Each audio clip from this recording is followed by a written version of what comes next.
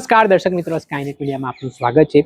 કોંગ્રેસની જન આક્રોશ યાત્રા થોડાક સમય પહેલા શરૂઆત થઈ હતી અને આ યાત્રાનું પ્રથમ ચરણ પૂર્ણ થતા હવે બીજા ચરણની શરૂઆત થવાની છે। આને જ લઈને કોંગ્રેસના પ્રદેશ પ્રમુખ અમિત ચાવડા દ્વારા નિવેદન આપવામાં આવ્યું છે। હવે આ યાત્રા ક્યાંથી નીકળવાની છે, ક્યાં પહોંચવાની છે અને જે જુદા જુદા પ્રશ્નો તેમને આ યાત્રા દરમિયાન મળ્યા તેને લઈને પણ તેમણે પ્રતિક્રિયા આપતા શું કહ્યું તેમને સાંભળો।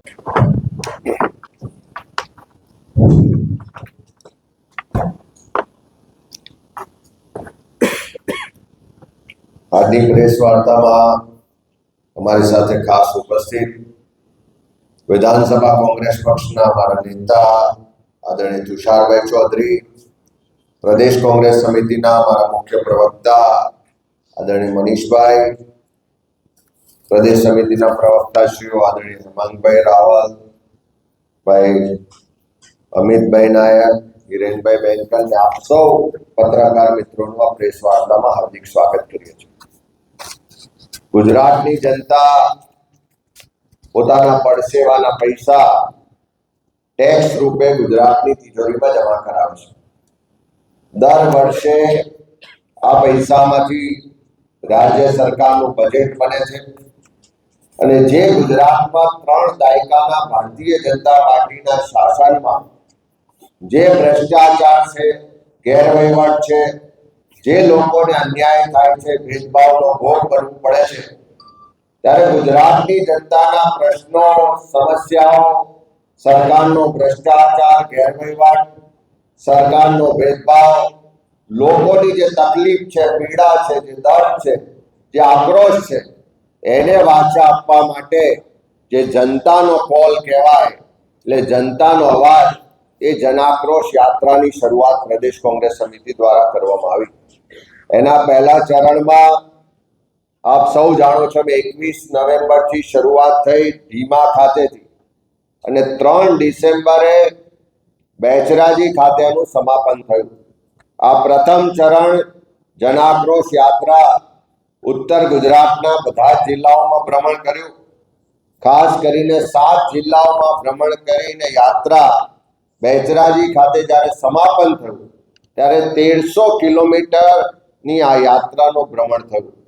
સાથે સાથે આખા યાત્રા દરમિયાન હું, તુષારભાઈ ને અમારા કોંગ્રેસના બધા જ વરિષ્ઠ આગેવાનો એમાં ઉપસ્થિત રહ્યા અને જે અલગ અલગ વિસ્તારોમાં અમે પ્રવાસ કર્યો, ખેડૂતો સાથે સંવાદ થયો, મહિલાઓ, બેરોજગાર યુવાનો, નાના વેપારીઓ, ખેત મજૂરો, કામદારો, નાના બાળકોથી લઈને સમાજના તમામ વર્ગ વિસ્તારના લોકો સાથે સંવાદ પણ થયો, જમીની હકીકત પણ જોઈ, સરકારના વિકાસના જે બણગા છે, જે પ્રચાર છે, જે પબ્લિસિટી છે, એની સામે સાચી હકીકતો કે ખખડધજ રસ્તા હોય, પીવાના પાણીની સમસ્યાઓ, સિંચાઈની સગવડ ના હોય, યુવાનોને રોજગાર ના હોય, જળ જંગલ જમીનના અધિકારના પ્રશ્નો, જાતિના દાખલાના પ્રશ્નો, પીવાનું પાણી ના મળે પણ દારૂની રેલમછેલ હોય, આ બધા જ પ્રશ્નો, સમસ્યાઓ લોકોના મુખે સાંભળી, પ્રત્યક્ષ નિહાળી અને લોકોનો જે આક્રોશ હતો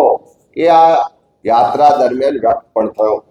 ત્યારે આખી યાત્રા દરમિયાન જે અમારો સંકલ્પ હતો કે ખેડૂતોના દેવા સંપૂર્ણ માફ થવા જોઈએ, સાથે સાથે ખોટી જમીન માપણી રદ થાય, ખાતરની તંગી છે, બિયારણની તંગી છે, ખેડૂતોના પ્રશ્નો છે એને ઉજાગર કરવા, આખા ગુજરાતમાં દારૂ ને ડ્રગ્સની બધીને કારણે યુવાધન બરબાદ થઈ રહ્યું છે, નાની ઉંમરે બેન દીકરીઓ વિધવા થઈ રહી છે, એ દારૂ ને ડ્રગ્સ સંપૂર્ણ રીતે ગુજરાતમાંથી ખતમ થાય। ગુજરાતના યુવાનો મોંઘું શિક્ષણ લીધા પછી બેરોજગાર છે, ફિક્સ પગાર, કોન્ટ્રાક્ટ, આઉટસોર્સિંગના નામે એનું શોષણ થઈ રહ્યું છે, સરકારમાં લાખોની સંખ્યામાં પદો ખાલી હોવા છતાં સરકારી ભરતી નિયમિત નથી થતી, એની સામેની યુવાનોનો આક્રોશ હતો એ આ યાત્રા દરમિયાન અમે એને બુલંદ અવાજે રજૂ કર્યો છે। સાથે સાથે ઠેર ઠેર ભ્રષ્ટાચાર જોવા મળ્યો, ખખડધજ રસ્તાઓ, નગરપાલિકા, મહાનગરપાલિકા વિસ્તારમાં ગંદકી, ગટરની સમસ્યાઓ, ચારે બાજુ ભ્રષ્ટાચારની ફરિયાદ લોકોમાં જોવા મળી। આ બધા જ મુદ્દાઓને આ યાત્રા દરમિયાન જે કોંગ્રેસ પાર્ટીએ બુલંદ અવાજે રજૂ કર્યા એનાથી હું ચોક્કસ કહું કે આ યાત્રાના ઉત્તર ગુજરાતના પ્રથમ ચરણમાં જ લોકો ખુલીને બોલતા હતા. આ 3 દાયકાના શાસનમાં ભાજપ સરકાર દ્વારા અંગ્રેજોની નીતિ રીતિ મુજબ જે ડર અને ભયનો માહોલ ઉભો કર્યો હતો, એ ડર અને ભયમાંથી બહાર નીકળીને જનતા બોલતી થઈ, ખુલીને બોલતી થઈ, પોતાના પ્રશ્નો માટે લડવાની તૈયારી સાથે સડક પર ઉતરવાના સંકલ્પ સાથે આગળ વધી રહી છે. ત્યારે એ આખી ઉત્તર ગુજરાતની યાત્રાની સફળતા બાદ પ્રદેશ કોંગ્રેસ સમિતિ દ્વારા જનાક્રોશ યાત્રાના બીજા ચરણની શરૂઆત અમે 20મી ડિસેમ્બરના રોજ ભાતીજી મહારાજના ફાગવેલ ધામથી મધ્ય ગુજરાતમાં યાત્રાની શરૂઆત કરીએ છીએ.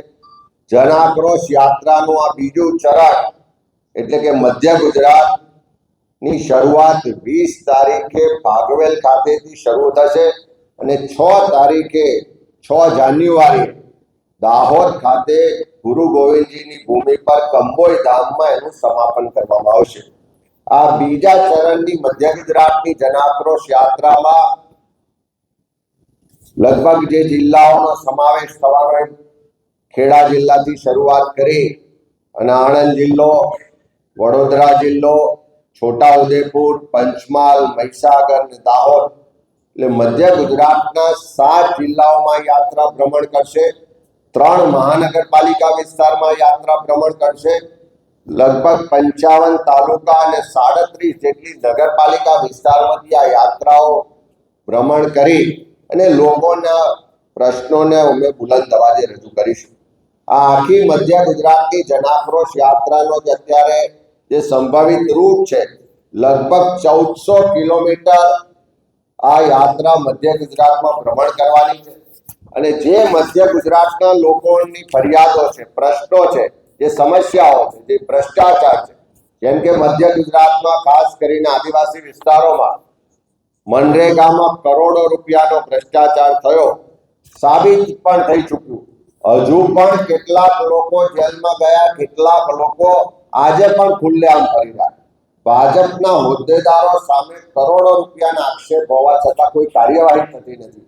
ત્યારે એ જે લોકો લડાઈ લડી રહ્યા છે, એવા લોકોની વચ્ચે પણ જઈશું. નલ સે જલ યોજનામાં ચારે બાજુ ભ્રષ્ટાચાર છે. મધ્ય ગુજરાતમાં અમૂલ પેટર્નથી દૂધ ઉત્પાદકોના અનેક પ્રશ્નો છે.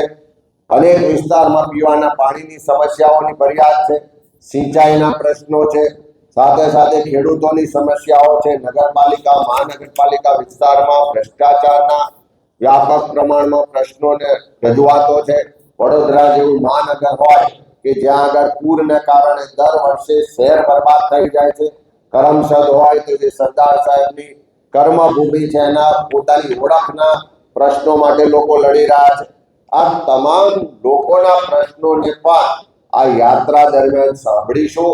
આ પ્રશ્નોને બુલંદ અવાજે રજૂઆત કરીશું અને ખાસ કરીને આખા ગુજરાતના લોકોના પ્રશ્નો લઈને જ્યારે અમે નીકળ્યા છે, ત્યારે તબક્કાવાર ગુજરાતના પ્રજાના જે પ્રશ્નો છે, જે સમસ્યાઓ છે, જે તકલીફ છે, જે પીડા છે, જે દર્દ છે, જે આક્રોશ છે, એને વાચા આપવા માટે જનતાનો કોલ એટલે ગુજરાતના લોકોનો અવાજ એ જન આક્રોશ યાત્રા છે. ત્યારે બીજા ચરણની શરૂઆત 20 ડિસેમ્બરે ફાગવેલથી શરૂઆત કરવા જઈ રહ્યા છે. ત્યારે અમે આપના માધ્યમથી ગુજરાતના તમામ વર્ગ વિસ્તારના લોકોને આમંત્રિત પણ કરીએ છીએ કે આ જનતાનો અવાજ છે, જનતાનો કોલ છે. અત્યારે કોઈ ચૂંટણી નથી, કોઈ મત નથી લેવાના, પણ જે સરકાર ટેક્સ લે છે, જે સરકાર પ્રજાના મત મેળવીને સત્તા પર બેઠા છે, એવા લોકો પ્રજાનો અવાજ નથી સાંભળતા. એવા લોકો ચારે બાજુ ભ્રષ્ટાચાર, ગેરવહીવટને સમર્થન આપી રહ્યા છે, આશીર્વાદ આપી રહ્યા છે. ત્યારે એ જનતાના કોલને બુલંદ અવાજે રજૂ કરવા માટે આ જનાક્રોશ યાત્રામાં આપ સૌ પણ જોડાઓ અને આ એક લોકોના અવાજને બુલંદ કરવાની લડાઈ, લોકોના હક અધિકારને પાછા અપાવવાની લડાઈમાં આપ સૌનું સમર્થન મળે એવી વિનંતી પણ કરીએ છીએ. આ જનાક્રોશ યાત્રા એ લોકોનો અવાજ છે. આવનારા સમયમાં વધારે મજબૂતાઈથી અમે તબક્કાવાર ચરણ વાઇઝ એના આખા ગુજરાતમાં લઈ જઈશું અને લોકોના અવાજને બુલંદ કરીશું. આપણે સાંભળ્યા હતા કોંગ્રેસના પ્રદેશ પ્રમુખ અમિત ચાવડા, તેમણે આ મામલે મોટું નિવેદન આપ્યું છે અને આજે યાત્રા નીકળવાની છે યાત્રાને લઈને તેમણે વાત કરી છે. દર્શક મિત્રો, આવા જ વિડીયો જોવા માટે સ્કાયનેટ મીડિયા જોતા રહો.